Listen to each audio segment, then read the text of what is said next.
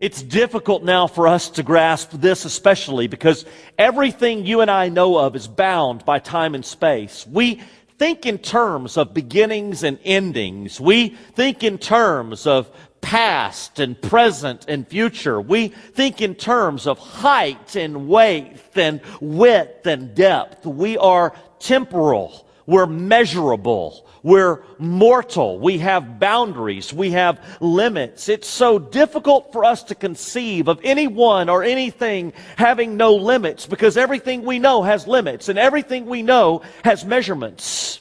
In fact, most of the language that we use to describe God reflects more of who we are and not really who He is.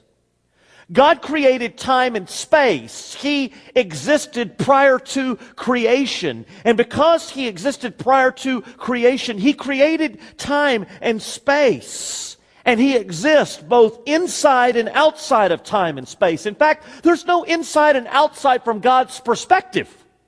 He exists within time and space and outside of time and space in all eternity. This is why you run across strange passages in Scripture like Revelation that will speak of the Lamb being slain before the creation of the world. Now you will say, wait a second, I thought the Lamb was slain after the creation of the world. I mean, after you got through the Old Testament. No, but from God's perspective, from the eternal perspective, the Lamb is slain before the creation of the world. It's all on one plane from God's perspective.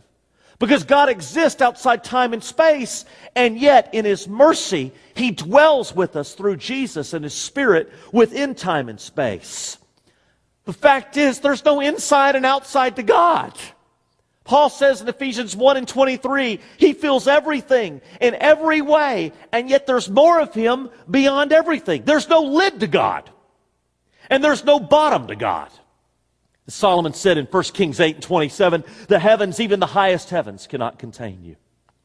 And David said in Psalm 139, verses 7 through 10, where can I go from your spirit? Where can I flee from your presence? If I go up to the heavens, you are there. If I make my bed in the depths, you are there. If I rise on the wings of the dawn, if I settle on the far side of the sea, even there your hand will guide me. Even there your right hand will hold me.